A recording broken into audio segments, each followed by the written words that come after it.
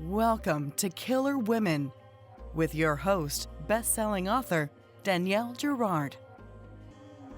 And now, Danielle's next killer woman. Hello, and welcome to Killer Women Podcast, a proud member of the Authors on the Air global network with more than 4 million listeners. I'm your host, suspense author Danielle Gerard, and my guest today is Hannah Mary McKinnon. Internationally best-selling author Hannah Mary McKinnon was born in the UK, grew up in Switzerland, and moved to Canada in 2010. Her 8 suspense novels include The Revenge List, Only One Survives, and her newest, A Killer Motive. Her work has been optioned for screen, and she also writes holiday romantic comedies as Holly Cassidy.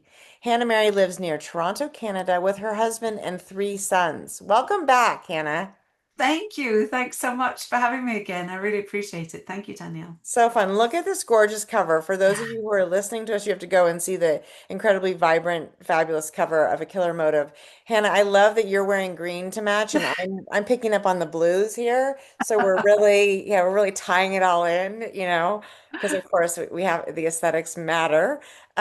Before we dig into all the fun things about this book, will you tell us a little bit about A Killer Motive?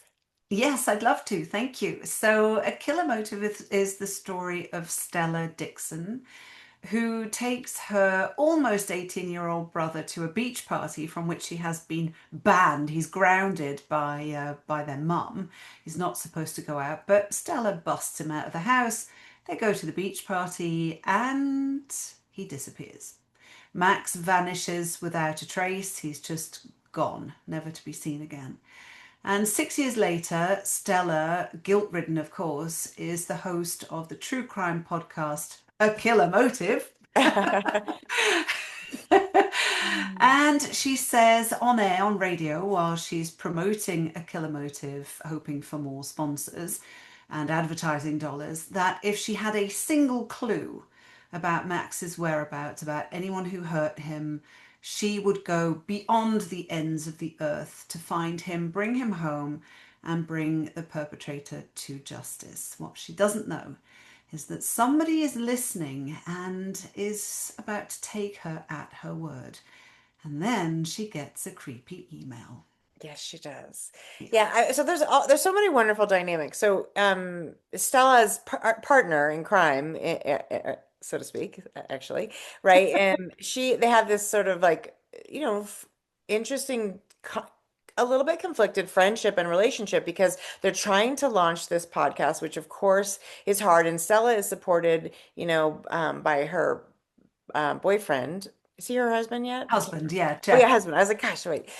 So she has a little bit more leeway, but her partner does not. And so there's, Mm-hmm. this, you've got the friendship conflict, and then of course there's conflicts arise with the husband because Stella starts to keep secrets, and then you Yes. also have the conflict with her mother, who blames. So this is wonderful, sort of like poor Stella gets it from every angle. I want to hear about, sort of how how your process for sort of developing a story and sort of like did you imagine Stella and then start to sort of pile on the ways in which poor Stella is underwater, or did you imagine the dynamic? So how did it start for you, and sort of how do you build these worlds? Yeah, Great so at it. I think that the initial seed was what happens to the person left behind if somebody disappears on their watch. Yeah. What does that do to them? And I wanted to have a brother-sister dynamic because that was something that I had an older sister, younger brother that I hadn't really written about before. And I found that really intriguing. What does it do to the family? What does it do to the person? Stella feels guilty. She feels terrible. Nobody can hate her more about what happened than she already hates herself. Right. Because sure, Max is 18, he made his own decision, but if she hadn't busted him out of the house, she reasons he wouldn't have disappeared.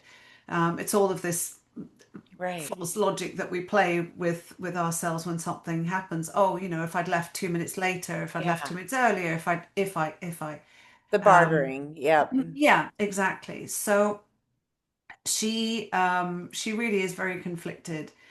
And when I'm plotting a story with I always have the main character or the point of view characters, and I'll draw a little chart. So I'll have Stella in the middle, and then I'll have everybody else outside of in little circles. Who does she have a relationship with?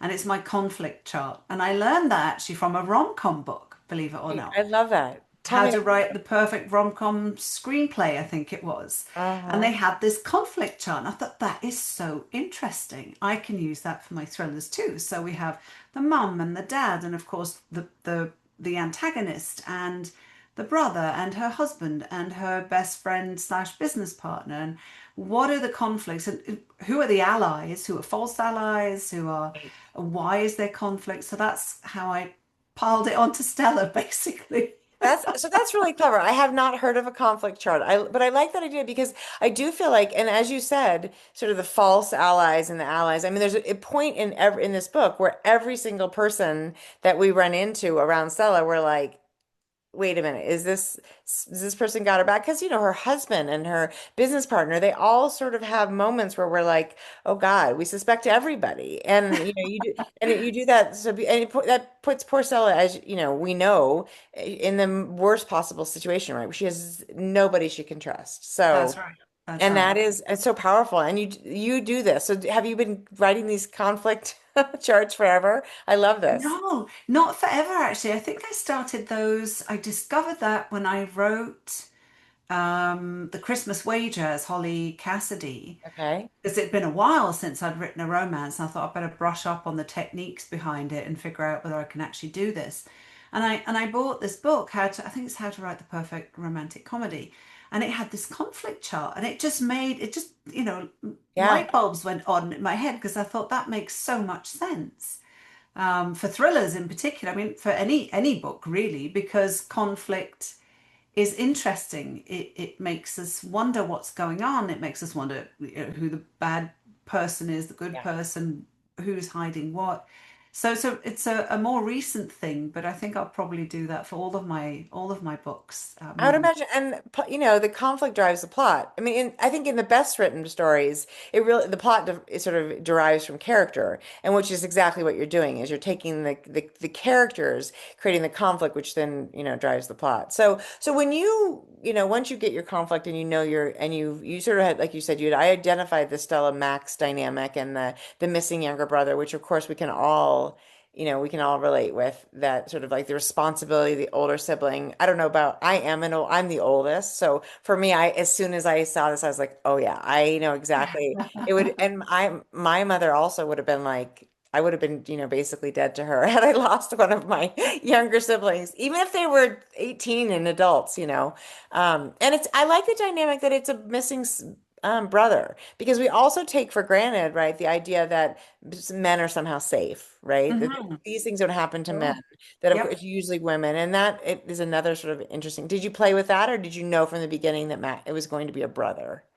I think maybe initially it was a best friend or something, but then I think I discarded that almost immediately and decided I want it to be the younger brother, Yeah. because that then creates so much havoc within the family, Right. and destruction and devastation. And I'm the younger one, I have an older sister. Oh, okay. But I thought that would be be awful. I have three sons, Yes, you do. Yeah. so that's probably, I think, where that came from. Let's make it a younger brother, and to your point, let's make it a guy, Yeah. because bad stuff happens to guys all the time. Absolutely, absolutely. So once you have I mean, so are you somebody who sort of lines it all out? Do you know kind of do you know sort of where your twists are every step of the way?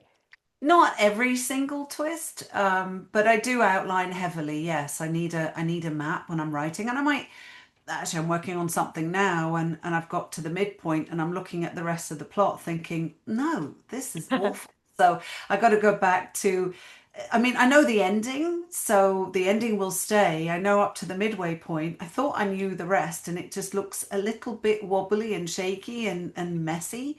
So I'm going to solidify what I have right up to the halfway point and then rethink and go through it and look at, okay, make a note of all of the characters, that I have and how I can use them and replace them, repurpose them in the second half. So while I outline heavily, I'm not married to the outline and shoehorning stuff in, even though I'm thinking, wait, this is terrible, this is not working. But with Which a is killer smart. motive, I think, say that again. It's smart. I feel like that's smart. Oh, And I want to know, I want you to finish your thought, but I also want to know sort of did you develop the ability? I think sometimes it's really hard to look at your own stuff and be like, wait, this isn't right. This isn't working. I think it's a feeling. I mean, I always go through the same relationship with my manuscripts. So I'm writing something, I have an idea for something else, and I start flirting with that idea because I'm working on something and maybe it's not as polished as it needs to be, and it's hard work, and I hate first drafts. It's awful. It's just, Yeah. ugh, it's the worst. And so I'm flirting with this idea, thinking, oh, that's going to be great. This will be so easy. And then it turns out it isn't. Right. And I'm working on it and writing it, I've developed it. And I'll start writing the first draft, as in filling blank pages, the skeleton, bare bones draft. And I have realized I loathe that part. That's the bit I hate the most. Editing's way better because I've got something to work with. It Right. might be rubbish, but I can hopefully polish Right. it up, Right. And so I find that part really quite, I have to say, really quite tedious. But a killer motive is book 11. So I know I've done this before, and I know that this relationship will be, oh, this looks like something nice and shiny and great. It's going to be easy. Oh, hang on, it's not as easy as I hoped it would be. Oh, dear Lord, this is the worst thing I've ever written. My agent's going to disown me. My editor's going to hate it. And I'll say that to my husband. I'll say to Rob, this is the worst thing I've ever written. And he says, yeah, you say that every time, dear. Yeah. And then about maybe a month later, I'll say to him, actually, it's not quite so bad. Yeah. So I always go through that cycle, and I've just learned that to trust myself that I'll be able to fix it in edits, just Yes. fix it in edits. But as the situation I'm in now, I have this feeling, really this feeling that this second half is just not where it needs to go. And if that feeling is that strong, okay, so I take a week or two and reassess. Because sometimes fixing in edits doesn't work. You've actually got to tear that piece, not even write it. It's easier to not write it than try and fix Well, something that that's what I mean. Of doesn't course, work. I'm famous for writing, ignoring whatever. I guess I don't see them or what. And I'm, 17 books in or whatever, and still, I mean, so the book that's even coming out in February, I wrote that book a whole different way first.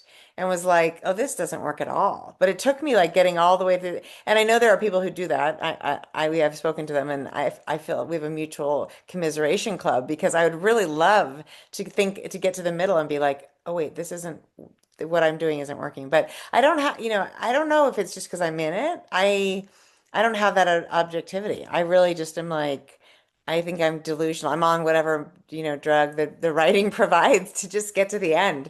And it's not the most efficient way. I love and I've never been a plotter. I mean, I never have been able to figure out sort of the main point. So I really envy those who can figure that out. Now, is it different when you're doing a non-thriller, when you're doing a romantic comedy, or pretty much the same process? No, it's pretty much the same process, to be honest. It's outline, it's character development.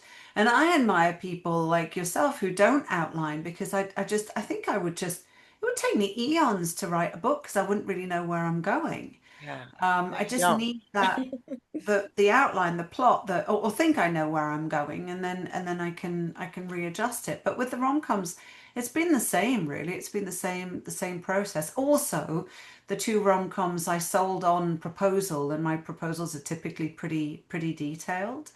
Yes, you So I, had I sort of have good. to Yeah.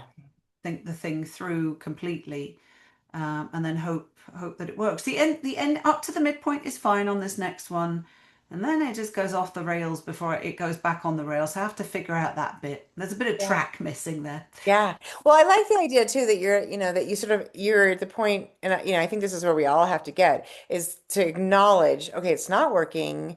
I have done this before, and I've done it where Yeah. it didn't work before, and I can Yeah. get to where I need to get. But I think there's like a step in there where you have to sort of not panic and scrap the whole thing, right? And be, and Yes. also you have to, I mean, I find I've, I've done the thing where you send it to a really good friend or writer friend, or, and think, and sometimes that helps in the sense that you can then discuss, you can talk about it, but it's Yes. also sometimes it just requires like staring out the window or walking around the block or Yep. folding laundry, and there's no way to sort of force it. And I feel like it's a very unnatural feeling to sort of feel like you can't make it happen. I know. You know what I found is when I start panicking, this really isn't working. I don't know what I'm doing. I don't know where I'm going. I've just written a whole bunch of rubbish.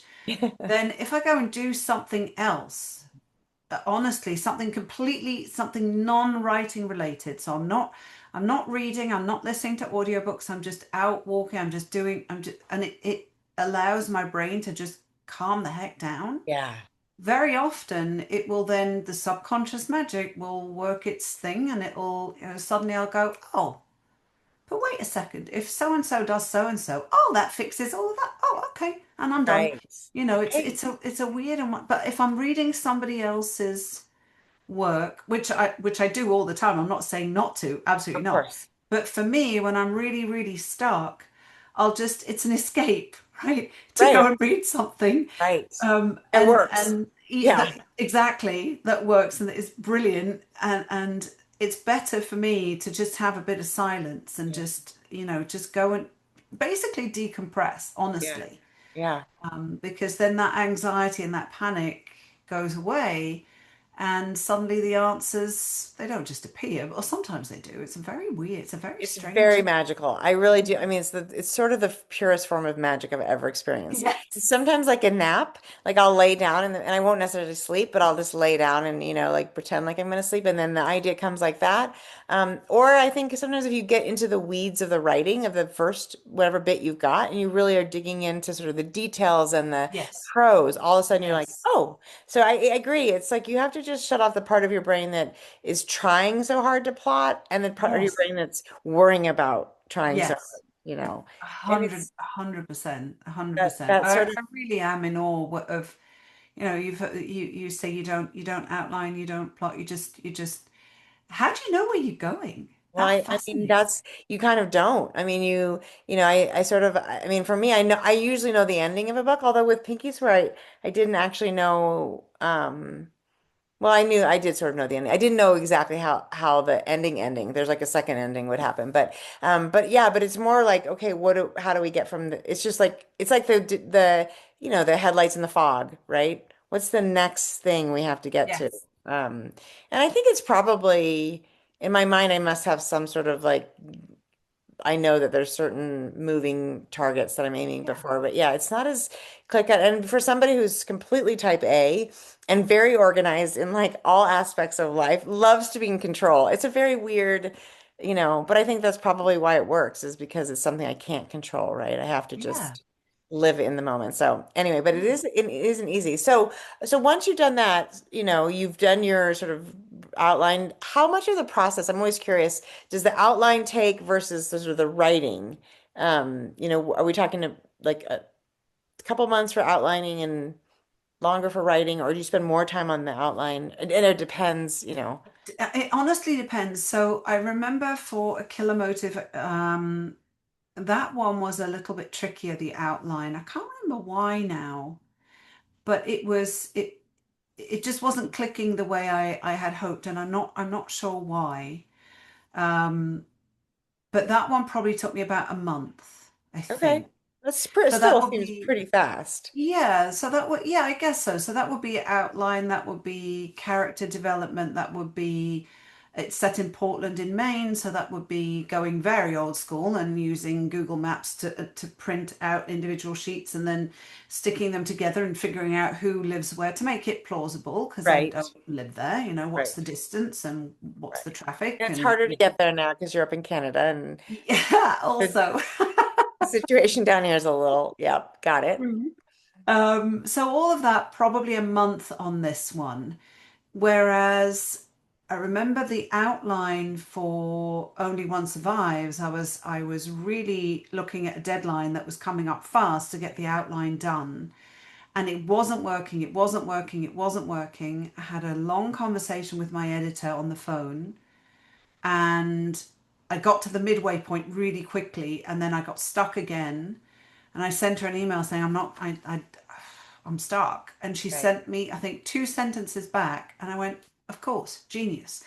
And I plotted the rest. And I think that one I outlined without character sketches and without the map and all the rest of it. I think I outlined it in about 5 days. And we're talking Okay. about a 30-page outline. It was ridiculous. It was Right. really, really fast. But that doesn't count all of the time I'd spent thinking about it. Right. Right. Which And actually it, helps, right? If you, I always think, so I'm, writing a book now, and then I have a sort of seed, and normally I'm not somebody who has like a million ideas. I have one idea at a time. And I love, if I can find the idea for the next book while I'm really deep in the writing of the current book, doesn't that help, right? Because you're like, it feels like you're sort of like, it's like planting a baby plant, and you're just letting it seed yeah, without being able to see yeah, anything. yeah, that's right. That's exactly. I always think if I have the idea for the next one while I'm working on something, I'm good. I have because otherwise I'll start panicking about not having an Yes. idea. Even though you're in the middle of a book, you're like worrying about what's coming after that. I know that is so true. So okay, Ridiculous. let's go back to A Killer Motive, because I also want to talk about the podcast, which is such a fun, the world of true crime podcasts is such a Yes. fun world, which we know enough about to be dangerous. But I also want to talk about, like, the choice, because I do think, you know, it's women, it's mostly women who listen to true crime. Yes. Oftentimes the podcast hosts are also women. So what drove you to sort of choose that as a structure or technique in the book, and also sort of, what do you think about the world of true crime? Why are we obsessed? That's a really interesting question. I mean, I think some people say they love true crime because it's stuff that we fear. It's stuff that happens, and it's stuff, bad stuff happens in the world. And it's always nice to see that a case has been solved, a cold case has been solved, and justice has been done. So I think it's probably an exploration of fear, I guess. These podcasts, and I mean, to be honest, there's also, I guess, there's part of us that is curious. These things. Oh my gosh, this could happen to me. This could happen to people I love. This could be, now I had one of my best friends, male, was murdered in 94, and for a long, long time I didn't touch anything to do with whether it was true crime or fictional crime or anything. I did not read crime fiction for a long time. But then I realized that I can't hide, really. This bad thing, this horrible thing happened, and in fiction, nobody gets hurt. It's fictional, and very often there's justice at the end, although not necessarily in my books. It depends Yes, on which it one you does. pick Yes, up. yes. And there's a reason why, because the person who killed my best friend died, and in that sense there was no justice rendered. He never had to answer to anyone for what he did to all these people. So I find podcasts really interesting, and what I find really incredible is people who dig into these crimes, into these cold cases, who don't necessarily have any experience of this world. They're not police officers Right. or in any way related to that field. And one of those people I met was Laura Norton, who has a podcast called The Fall Line, and she also wrote a book called Lay Them to Rest. And I met her at Toronto's Motive Crime Writing Festival, and she was extraordinary. She gave this talk. She was brilliant, and it was so fascinating to hear how she went about looking into cold cases. Most of the time, I believe it's Indigenous women. I believe it's mainly women, and she has been able to solve these cases and access files and Freedom of Information Act, and navigate her way through how to examine these cases. And I just find that so fascinating. And when we had a conversation, I bought her book. I was standing in line, really excited to get my book signed. And we had a conversation about a killer motive because I was working on it. And I said, funnily enough, the main character is the host of a true crime podcast. And she asked me a really interesting question. She said, "Why?" And I said, "Well, because she wants to help solve cases." And she said, "Yes, but why? And Yeah. what kind of a podcast is it?" "Well, it's a true crime podcast." She said, "Ah, but is it sensationalist? Is it, what drives her?" And that was really instrumental in Yeah. shaping Stella, and how she is very aware of the fact that you've got to have the agreement from families of the cases that we're looking into. We don't want it to be sensationalized. We have to be very respectful, and she's acutely aware that she's dealing with people's lives, And worse, the worst moment of their lives, right? I mean, Exactly, really, right. exactly, exactly. So, in terms of it being a podcast, that wasn't the original idea. I had this, I had an idea that she was actually oh gosh, and this is why it didn't work because it takes too long to explain. But she had this subscription box to solve fictional true crime puzzles. And just explaining it, my agent went, Right.